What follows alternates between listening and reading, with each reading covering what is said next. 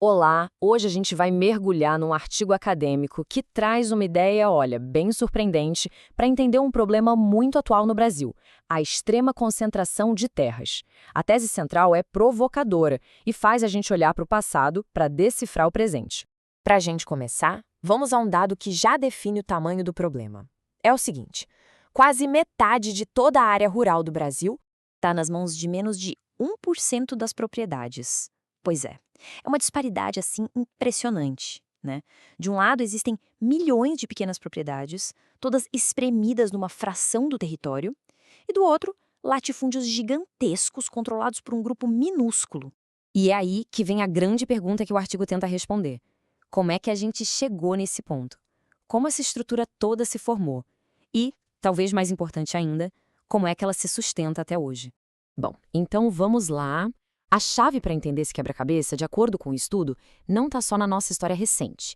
Na verdade, ela está num eco de um sistema muito, mas muito mais antigo, o feudalismo lá da Europa. Olha, essa analogia que o estudo propõe é a grande sacada aqui. É importante dizer, o autor não está falando que o Brasil vive no feudalismo, claro que não. A questão é que a análise aponta para certos elementos feudais que continuam por aqui, sabe? Coisas como as relações de poder, a concentração absurda de terras e uma dependência que lembra muito aquela estrutura medieval de suzeranos e vassalos. Para a gente entender bem essa comparação, é bom lembrar desses dois conceitos. O suzerano era o grande chefão, o senhor que doava a terra e, com ela, o poder. Já o vassalo era quem recebia essa terra e, em troca, jurava lealdade e prestava serviços. Era tipo um acordo, só que um acordo de dependência, e bem desigual, por sinal. Então, vamos ver agora como o artigo desenha esse paralelo dentro da história do Brasil, focando em como a terra e a lealdade foram se amarrando para construir poder. Esse percurso histórico aqui é fundamental para a gente sacar a raiz do problema. Tudo começa lá no século XVI, com o sistema das sesmarias, que já nasceu com essa lógica de doar terra em troca de lealdade, bem parecido com a relação suzerano-vassalo, né? Aí a gente dá um pulo para 1850 e vem a Lei de Terras, que meio que carimba essa estrutura. Ela transforma a terra numa mercadoria, o que na prática dificultou o acesso para trabalhadores livres e imigrantes, mantendo tudo na mão da elite. E o resultado é o latifúndio moderno que a gente vê hoje. E aqui, olha só a escala dessa concentração nos dias de hoje. Os dados do estudo mostram entidades controlando milhões de hectares. Só para ter uma noção, a primeira da lista, a Manassa, tinha uma área maior do que vários países da Europa. Com números assim, a ideia de latifúndio fica bem concreta. Então, o ponto central é este aqui. O artigo defende que, da mesma forma que acontecia no feudalismo, ter terra no Brasil nunca foi só uma questão de dinheiro, de ser um ativo econômico. Não. A terra é a base do poder político. É ela que cria redes de dependência, de clientelismo, de lealdade, redes que vão lá do campo e chegam até os corredores do poder em Brasília. Mas fica a pergunta: como é que um sistema tão desigual consegue se manter de pé por tanto tempo? É aí que a gente entra na próxima parte da análise, que não foca mais na terra em si, mas nas ideias que são usadas para justificar essa estrutura toda. O estudo usa o conceito de ideologia como uma espécie de ferramenta que mascara a realidade. Não é sobre uma mentira descarada, sabe? É mais como uma visão de mundo que faz a ordem social, do jeito que ela é, parecer algo natural, inevitável e até justo. E com isso, acaba escondendo as relações de dominação que estão por trás. Lá no feudalismo, essa ideologia era, assim, cristalina. Essa citação do bispo descreve uma sociedade que seria ordenada por Deus, onde cada um tinha seu lugarzinho fixo e pronto. Uns rezam, outros lutam e outros trabalham. Simples assim. Quem trabalhava sustentava todo o resto. Tentar questionar isso era o mesmo que questionar a vontade de Deus.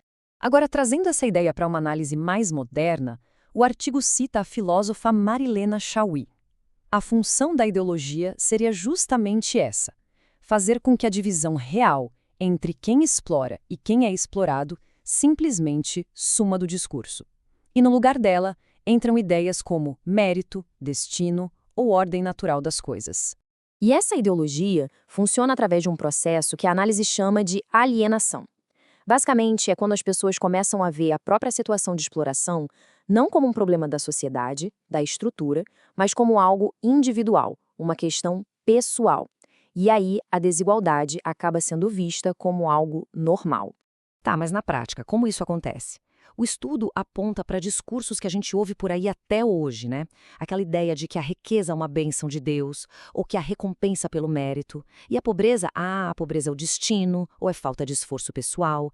E tem um ponto crucial, a ideia de que terra é para quem sabe trabalhar nela, um discurso que, segundo o autor, serviu historicamente para justificar o latifúndio e desmobilizar as massas.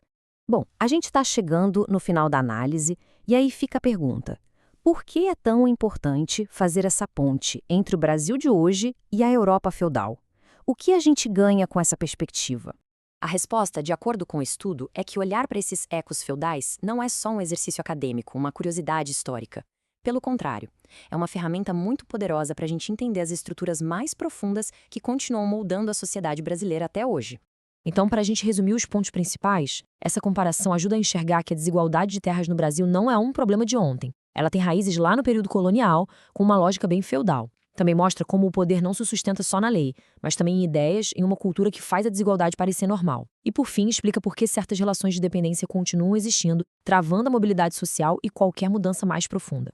E essa análise toda nos deixa com uma última reflexão.